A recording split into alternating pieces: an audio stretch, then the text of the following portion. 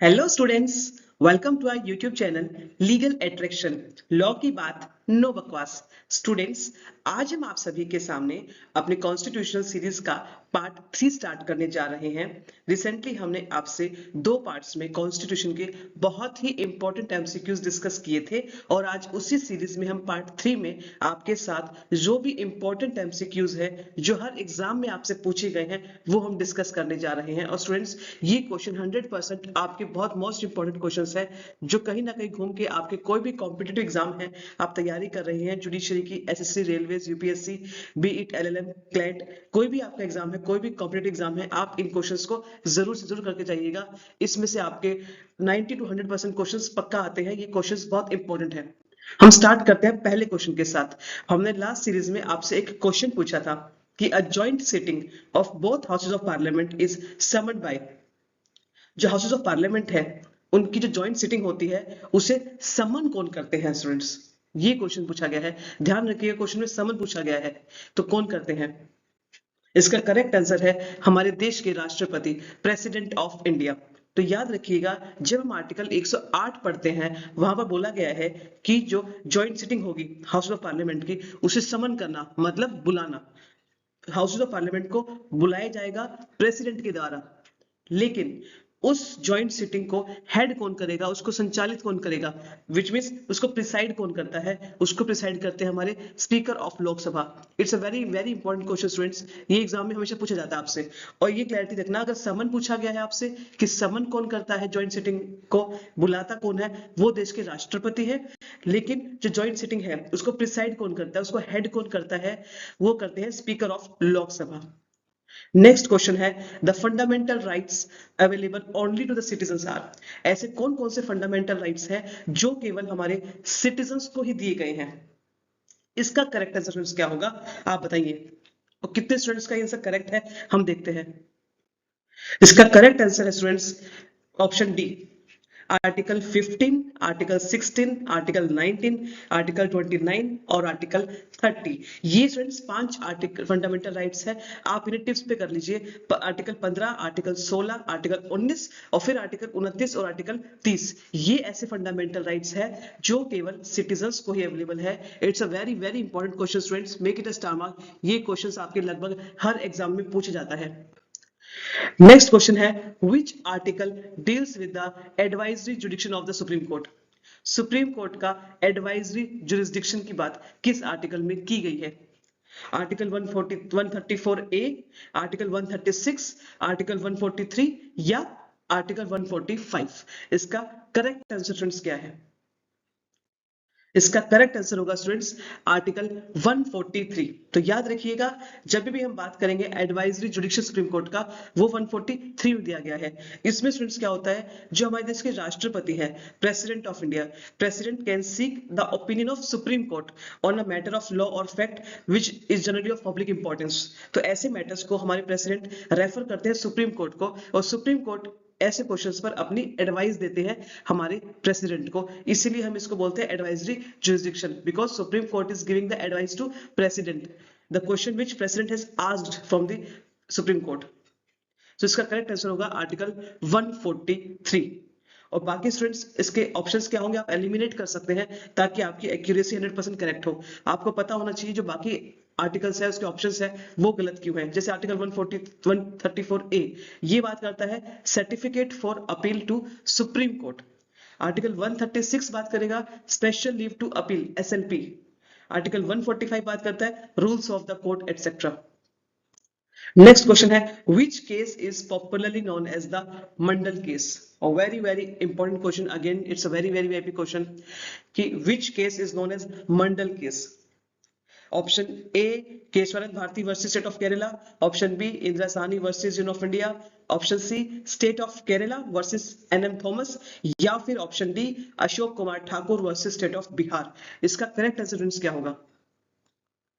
इसका correct answer है students Indira Sahni versus Union of India. Indira Sahni versus Union of India को ही हम पॉपुलरली बोलते हैं मंडल केस। और स्टूडेंट्स आपकी जानकारी के लिए बता दें कि हम इस केस को मंडल केस क्यों बोलते हैं। देखो students, Indira Sahni versus Union of India में को इस केस में मंडल कमीशन जो आया था 1991 में, एक मंडल कमीशन आया था हमारा। मंडल कमीशन जो आपने सुना होगा, आरक्षण की जब बात करते हैं हम आजकल कि आरक्षण दिया जाता है SC ST OBCs को अलग अलग कैटेगरीज में, तो जो मंडल कमीशन है उसने गवर्नमेंट को रिकमेंडेशंस दी थी अपनी रिगार्डिंग द रिजर्वेशन, जो बात करता था ओबीसी की और रिजर्वेशन की कि 27% reservation should be given to the OBCs. तो इसी केस में इस रिकमेंडेशंस को चैलेंज किया गया था Indira Sahni versus Union of India के केस में 1993 supreme court.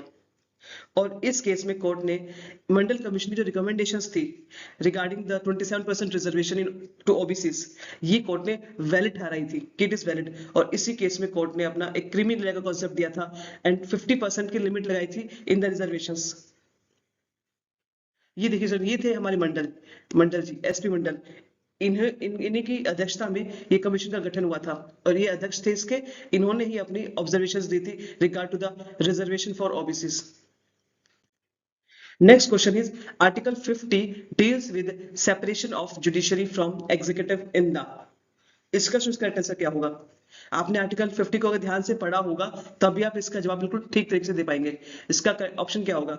Option A public services of the state, option B public services of the judiciary, option C public services of the legislature, या option D both A and B.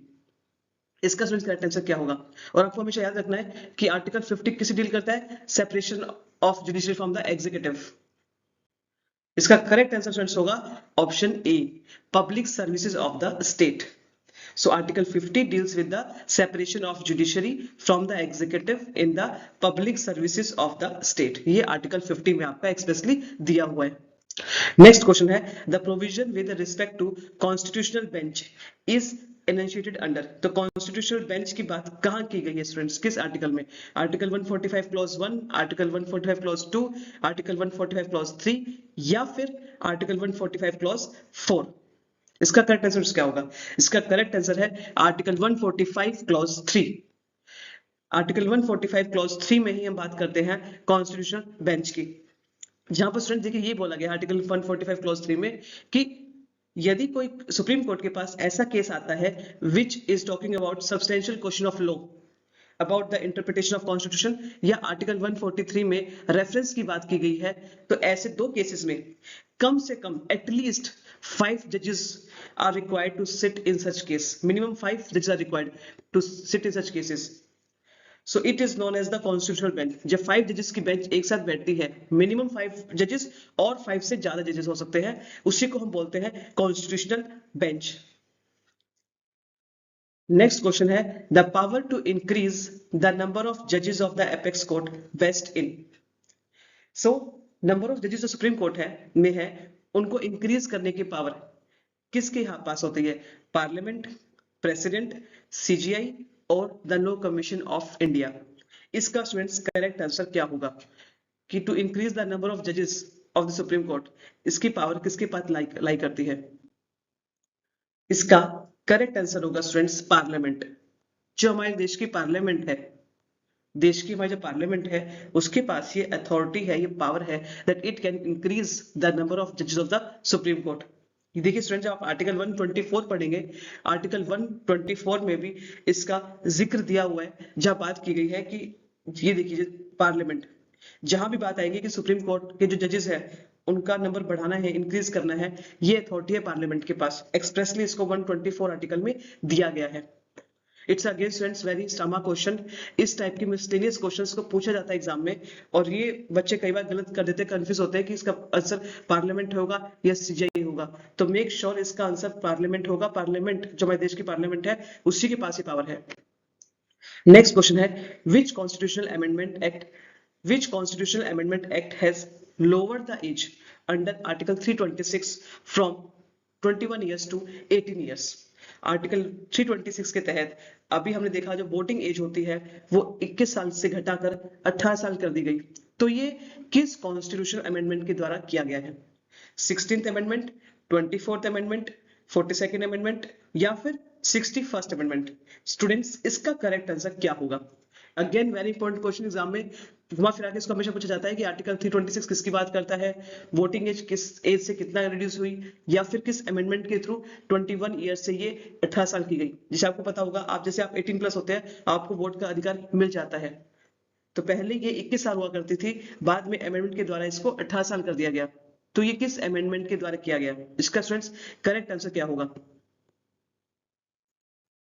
इसका correct answer students होगा option D, 61st amendment. 61st amendment के द्वारा ही जो voting as थी वो 21 साल से घटाकर 18 साल कर दी गई। अब जो भी बच्चा 18 प्लस होगा वो एडल्ट है और उसे वोटिंग का अधिकार होगा। ये 61st अमेंडमेंट के द्वारा क्लियर किया गया। अगला क्वेश्चन है, under which article the government of India and the government of a state may sue or be sued by the name of Union of India or of the state respectively।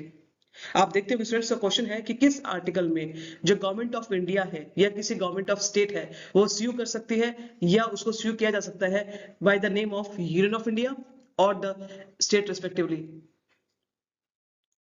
इसका students correct answer क्या होगा? Article 289, article 300, article 314 या article 395। इसका correct answer क्या होगा? इसका correct answer है article 300। तो याद रखिएगा स्टूडेंट्स, जब आप आर्टिकल 300 पढ़ते हैं जो बात करता है सूट एंड प्रोसीडिंग्स की, वहां पर साफ साफ दिया गया है कि जो गवर्नमेंट ऑफ इंडिया है या फिर गवर्नमेंट ऑफ पर्टिकुलर स्टेट है, इट कैन स्यू और be sued by the name of union of India और of the state respectively. Next question है, article 15 clause 5 was added by. जब आप आर्टिकल 15 पढ़ते हैं उसमें सब क्लॉज 5 है, तो वो कौन सी कॉन्स्टिट्यूशनल अमेंडमेंट से ऐड किया गया था?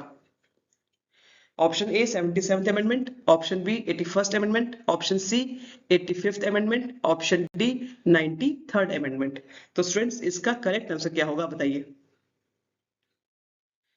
इसका करेक्ट आंसर होगा आपका 93rd अमेंडमेंट। तो याद रखिए स्टूडेंट्स, जो हम आर्टिकल 15 पढ़ते हैं जो बात करता है prohibition of discrimination on ground of religion, race, caste, sex, place of birth. तो आर्टिकल 15 बात करता है कि कोई भी स्टेट डिस्क्रिमिनेशन नहीं कर सकती on the ground of religion, race, caste, sex, place of birth.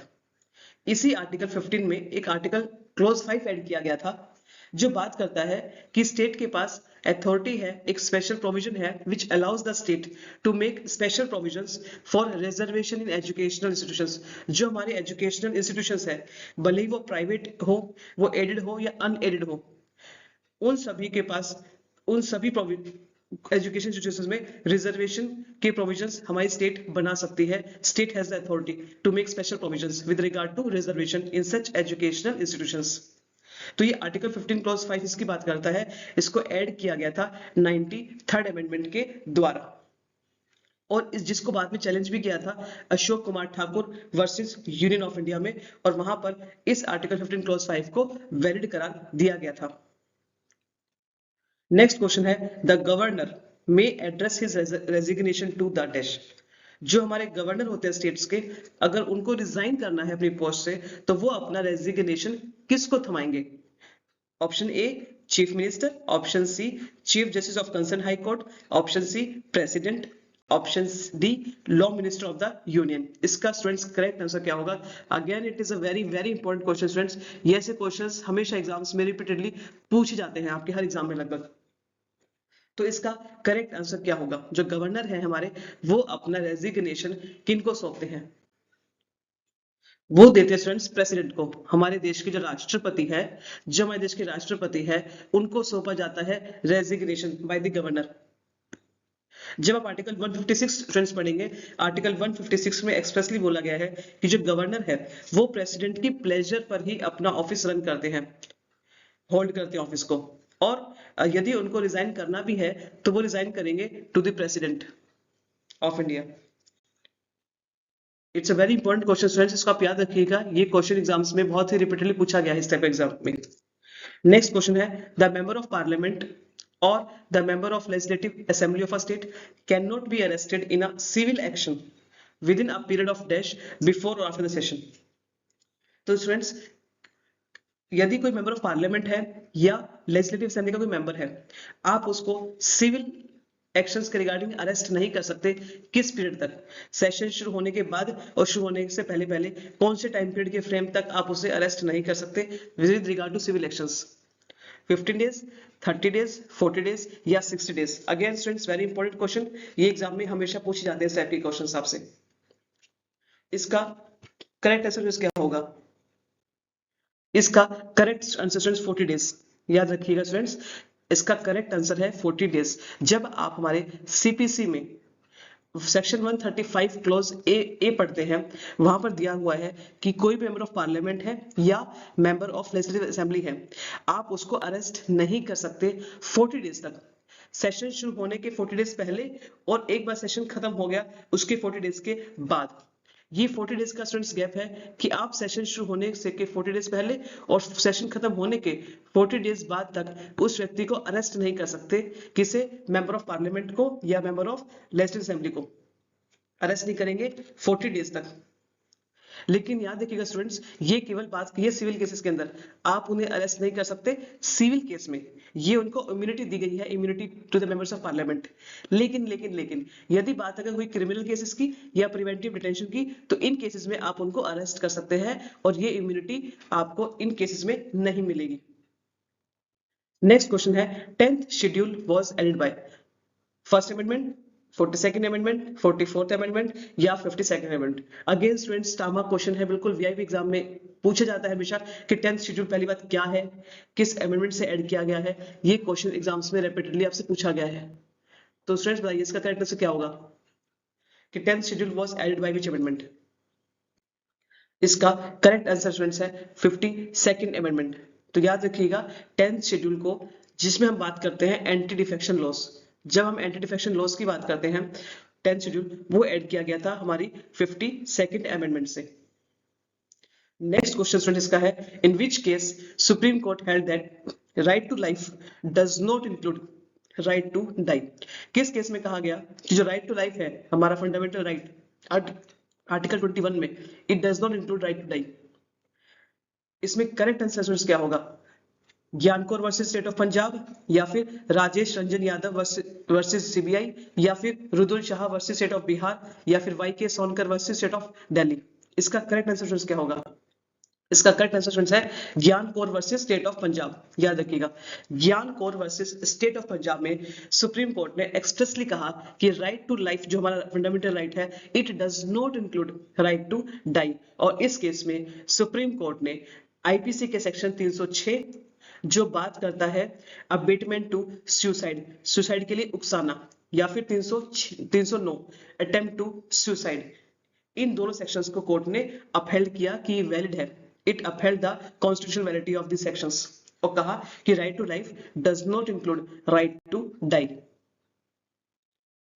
Next question है, which article deals with the rights of citizenship of certain migrants to Pakistan। तो स्टूडेंट्स इसका क्वेश्चन क्या होगा, आंसर क्या होगा? और स्टूडेंट्स ऐसे क्वेश्चंस एग्जाम्स में रिपीटेडली पूछे जाते हैं जो मिसलेनियस टाइप के क्वेश्चंस होते हैं, जो डायरेक्ट एग्जाम में पूछ लेता है आपके आर्टिकल से ही, आर्टिकल 7, आर्टिकल 8, आर्टिकल 9 या फिर नन ऑफ द अबव। इसका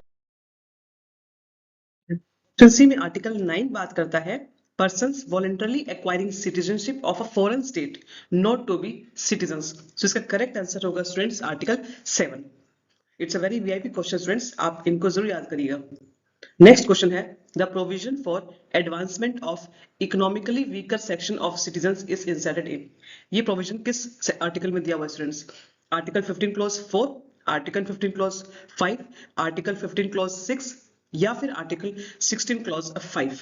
किस प्रोविजन में advancement of economically weaker sections of citizens की बात की गई है, जिसे हम स्टूडेंट्स से बात करते हैं ईडब्ल्यूएस। आपने सुना होगा हाल ही में कि ईडब्ल्यूएस के कोटा के रिजर्वेशन होते हैं, ईडब्ल्यूएस रिजर्वेशन होता है, और बीच में न्यूज आई थी कि ईडब्ल्यूएस के रिजर्वेशन लगातार हो रहे थे।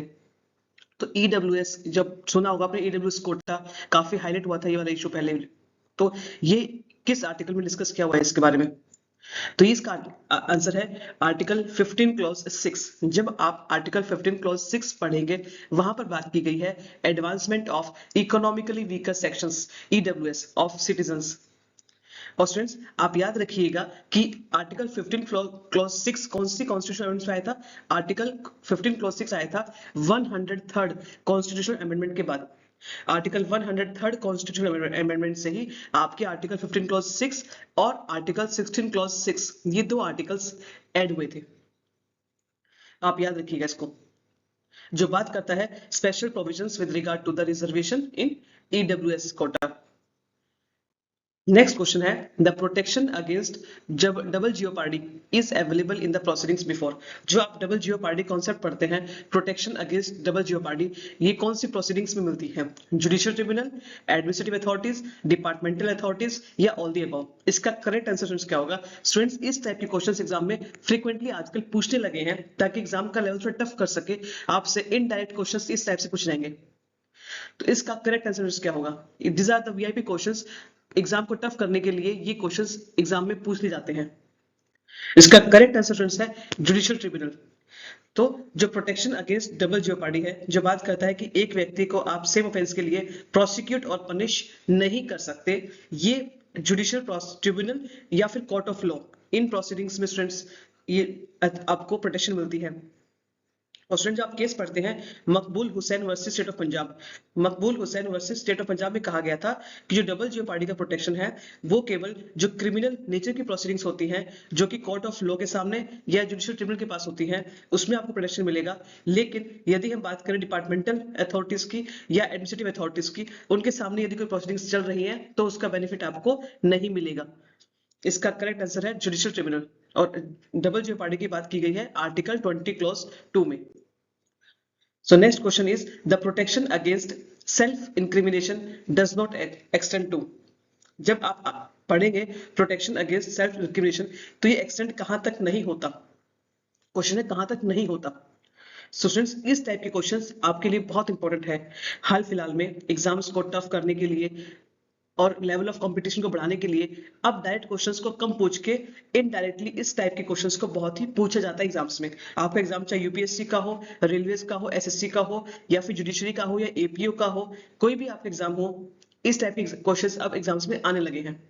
तो करेक्ट आंसर क्या होगा इसका? Oral evidence, documentary evidence, civil proceedings या फिर क्रिमिनल प्रोसीडिंग्स। तो स्टूडेंट्स आप इसको एलिमिनेट करने की कोशिश कीजिए, हर एक क्वेश्चन को पढ़िए और कोशिश कीजिए कि जो बेस्ट ऑप्शन है वो टिक करिए और बाकी को एलिमिनेट करिए कि बाकी ऑप्शन क्यों नहीं होगा इसका। आपको रीजनिंग पता होनी चाहिए हर करेक्ट आंसर की, ताकि आपकी एफिशिएंसी बिल्कुल एग्जाम में 100% हो क्वेश्चंस को लेकर। सो इसका करेक्ट आंसर होगा स्टूडेंट्स सिविल प्रोसीडिंग्स। तो याद रखिएगा जब हम बात करते हैं प्रोटेक्शन अगेंस्ट सेल्फ इंक्रिमिनेशन, ये दिया हुआ है आपके आर्टिकल 20 क्लॉज 3 में, जो बात करता है कि एक व्यक्ति को, जो व्यक्ति एक्यूज है किसी ऑफेंस में, आप उसे कंपेल नहीं कर सकते कि वो अपने खिलाफ ही विटनेस बने, अपने खिलाफ ही गवाही दे। तो ये जो प्रोटेक्शन है वो केवल क्रिमिनल ऑफेंसेस के रिगार्डिंग ही प्रोटेक्शन मिलती है, याद रखिएगा। ये क्रिमिनल ऑफेंसेस जो होते हैं, नेचर ऑफेंस अगर क्रिमिनल हुआ तभी आपको प्रोटेक्शन मिलेगी इस टाइप की, कि कोई व्यक्ति यदि एक्यूज है किसी ऑफेंस का तो आप उसे कंपेल नहीं कर रहे कि आप अपने खिलाफ विटनेस बनिए। लेकिन यदि कोई और प्रोसीडिंग्स हुई, सिविल प्रोसीडिंग्स है या और भी प्रोसीडिंग्स है other than the criminal proceedings, तो उसमें आपको प्रोटेक्शन एक्सटेंड नहीं होगा। तो करेक्ट इसका आंसर है सिविल प्रोसीडिंग्स। तो स्टूडेंट्स ये क्वेश्चंस आपके एग्जाम्स में बहुत इंपॉर्टेंट क्वेश्चंस होते हैं, इस टाइप के क्वेश्चंस एग्जाम में पूछे जाते हैं इन जनरल। ये भी याद रखिएगा कि प्रोटेक्शन अगेंस्ट सेल्फ इंक्रिमिनेशन कौन से आर्टिकल में दिया हुआ है? Article 20 clause 3। These are the VIP स्टामा क्वेश्चंस। अगर आपको अपनी एफिशिएंसी बढ़ानी है और कॉम्पिटिटिव लेवल को कंपीट करना है आज के टाइम से, तो आपको इस टाइप के क्वेश्चंस को भी अच्छे से याद करना होगा और समझना होगा। नेक्स्ट क्वेश्चन है which of the following does not come under the purview of a state within the meaning of article 12। Article 12 में स्टेट के परव्यू में इनमें से क्या चीज नहीं आती है? इसका करेक्ट आंसर क्या होगा? UP warehousing corporation, industrial finance corporation, life insurance corporation या फिर NCERT, national council of educational research and training. इसका करेक्ट आंसर क्या होगा? ये स्टूडेंट्स बहुत एग्जाम में इस टाइप के क्वेश्चंस रिपीटेडली पूछे जाते हैं कि आर्टिकल 12 जब बात करते हैं हम स्टेट के परव्यू में कौन से स्टेट में आएंगे, कौन से स्टेट में नहीं आएंगे, ये आपको स्टूडेंट्स याद रखना चाहिए हमेशा। ऐसे क्वेश्चंस हमेशा एग्जाम में पूछे जाते हैं आजकल। इसका करेक्ट आंसर स्टूडेंट्स एनसीईआरटी। तो याद रखिएगा एनसीईआरटी आर्टिकल 12 के जो स्टेट है उसके परव्यू में नहीं आती। जब आपने केस पढ़ा होगा चंद्र मोहन खन्ना वर्सेस एनसीईआरटी, इस केस में कोर्ट ने हेल्ड किया था कि NCERT does not come with in the purview of state under article 12। Next question is DPSP, Directive Principle of State Policy, cast a duty upon the state to provide early childhood care and education for all children until they complete the age of. जब DPSP पढ़ेंगे वहां पर दिया गया है कि early education to the children until they complete the age of 6 years, 10 years, 14 years या 15 years. Again students, this is a very VIP question. Exam में बहुत frequently इस क्वेश्चन को पूछा जाता है. स्टार मार्क क्वेश्चन है. इस टाइप के क्वेश्चंस रिपीटेडली पूछे जाते हैं क्वेश्चंस में कोई ना कोई एग्जाम में. इसका करेक्ट आंसर होगा ऑप्शन ए 6 इयर्स. जब आप आर्टिकल 45 पढ़ते हैं डीपीएसपी का, जो बात करता है provision for free and compulsory education for children, वहां पर एज दी गई है 6 years. The state shall endeavor to provide early childhood care and education for all children until they complete the age of 6 years. It is a star mark question. ये exam में पूछा जाता है exam में हमेशा. आप याद रखिएगा आर्टिकल 45 बात करता है provision for free and compulsory education. और आप ये बताइए कि जो डीपीएसपी है वो हमारे कॉन्स्टिट्यूशन के कौन से पार्ट में दिया गया है और इस डीपीएसपी को हमने कहां से लिया गया है, कौन से देश के संविधान से हमने डीपीएसपी को लिया है. नेक्स्ट क्वेश्चन है the method for obtaining opinion of people on an issue of public importance is known as. Option A referendum, option B recall, option B plebiscite, option D prorogation. Students again ये questions अपने आप में VIPs होते हैं. Exams को tricky बनाने के लिए, लेवल को टफ करने के लिए इस टाइप के क्वेश्चंस एग्जाम में हमेशा पूछे जाते हैं. और ऐसे क्वेश्चंस इन जनरल आपको से कोई डिस्कस नहीं करता है, लेकिन आज की डेट में जब से कंपटीशन बढ़ा है आप इन क्वेश्चंस पे जरूर फोकस करिए और याद रखिए. सो इसका करेक्ट आंसर क्या होगा? इसका करेक्ट आंसर है प्लेबिसाइट. याद रखना प्लेबिसाइट बोलते हैं. प्लेबिसाइट का मतलब यही होता है कि यदि कोई पब्लिक इंपॉर्टेंस का क्वेश्चन है, कोई इशू है, तो उसमें पब्लिक का ओपिनियन लेना, उस मेथड को हम बोलते हैं plebiscite. Option C is the correct answer. Next question है a person shall not be qualified to be chosen to fill a seat in the house of people unless he has attained the age of dash. तो house of people that is Lok Sabha में आपको आने के लिए minimum age आपकी क्या होनी चाहिए ताकि आप लोकसभा में आके बैठ सके. Option A 18 years, option B 21 years, option C 25 साल, ऑप्शन डी 30 साल. इसका स्टूडेंट्स करेक्ट आंसर क्या होगा बताइए. स्टूडेंट्स ये भी क्वेश्चंस अपने आप में वीआईपी है, स्टार मार्क क्वेश्चंस है. ये क्वेश्चंस एग्जाम्स में फ्रीक्वेंटली रिपीटेडली पूछे जाते हैं. इसका करेक्ट आंसर स्टूडेंट्स होगा ऑप्शन सी 25 इयर्स, 25 साल. तो स्टूडेंट्स समझा देखिए जब आप आर्टिकल 84 पढ़ेंगे, आर्टिकल 84 बात करता है qualification for membership of parliament. Parliament में सदस्य बनने के लिए क्या क्वालिफिकेशन होती है. यदि आप हाउस ऑफ पीपल की बात करेंगे जिसे हम बोलते हैं लोकसभा, उसमें आपकी एज होनी चाहिए 25 साल. और यदि हम बात करें council of states that is Rajya Sabha, Rajya Sabha में कम से कम एज होनी चाहिए आपकी, मिनिमम एज होनी चाहिए 30 years to become member of Parliament in Rajya Sabha specially, वो आपकी 30 इयर्स है. लोकसभा में 25 साल एज है. वीआईपी क्वेश्चन, ये क्वेश्चंस वीआईपी है, पूछे जाते हैं, स्टार मार्क कर लीजिए इनको. Next question mark the correct response. इसमें स्टूडेंट्स करेक्ट आंसर क्या होगा. ऑप्शन ए कंटीजेंसी फंड, कौन सा आर्टिकल 268 दिया हुआ है. Option B finance commission article 280, option C high court to be court of record article 219, या D all the above are correct. इसका स्टूडेंट्स करेक्ट आंसर क्या होगा. इसका करेक्ट आंसर है फाइनेंस कमीशन आर्टिकल 280. याद रखिएगा आर्टिकल 280 फाइनेंस कमीशन की बात करता है. और बाकी दो ऑप्शन स्टूडेंट्स गलत क्यों है. जो कॉन्टिजेंसी फंड है वो 268 में नहीं बल्कि 267 में दिया हुआ है, और high court to be court of record 219 नहीं बल्कि 215 है. तो आप ऐसे आर्टिकल्स को याद रखिए ताकि आप एलिमिनेट कर सके आसानी से.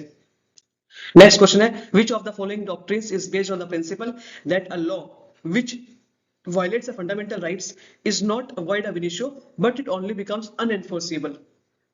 ये किस डॉक्ट्रिन पे बेस्ड है principle. Doctrine of colour liberalisation, doctrine of eclipse, doctrine of severability, या डॉक्ट्रिन ऑफ प्लेजर. इसका करेक्ट आंसर क्या होगा. इसका करेक्ट आंसर है doctrine of eclipse.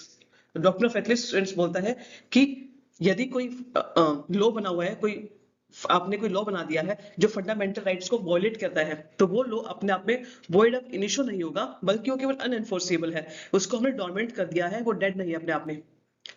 This is doctrine of eclipse. Next question is Sarkaria commission was concerned with. Again students VIP question, star mark कर लीजिए इस question को.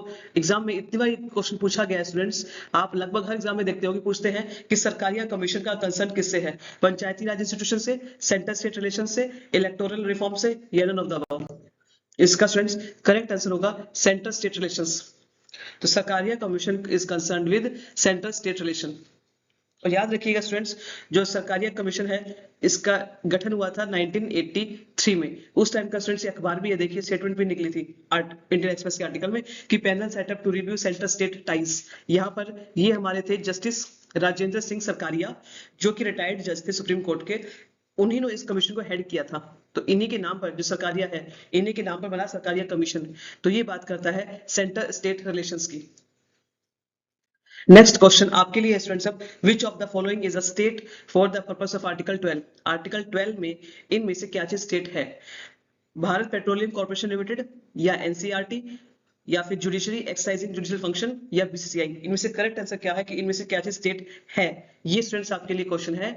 और स्टूडेंट्स आप हमें ये बता सकते हैं कि आप में 25 क्वेश्चन जो करें उसमें से आपके कितने करेक्ट आंसर्स हुए, कितनी एफिशिएंसी बढ़ी है आपकी, और क्या आपको ये हमारी क्लासेस फ्रूटफुल लग रही है या नहीं लग रही। आप हमें अपना फीडबैक दे सकते हैं कि हम आपको हर क्वेश्चन ऐसे पढ़ाते हैं कि आप एक क्वेश्चन से 4 क्वेश्चन याद कर पा रहे हैं और थोड़ी सी रीजनिंग दे रहे हैं, ताकि आपको हर क्वेश्चन को रटना ना पड़े और आप हर क्वेश्चन की एफिशिएंसी बढ़ा के समझ के इसको लंबे टाइम तक समझ के याद रख सके। तो students thank you so much. आप या आपके साथ हम नेक्स्ट सीरीज कॉन्स्टिट्यूशन की दोबारा नेक्स्ट सीरीज जल्दी आपके साथ लेकर आएंगे पार्ट 4 में। और आप इस लास्ट क्वेश्चन का आंसर हमें कमेंट सेक्शन के माध्यम से बता सकते हैं इसका करेक्ट आंसर क्या होगा। So thank you so much students.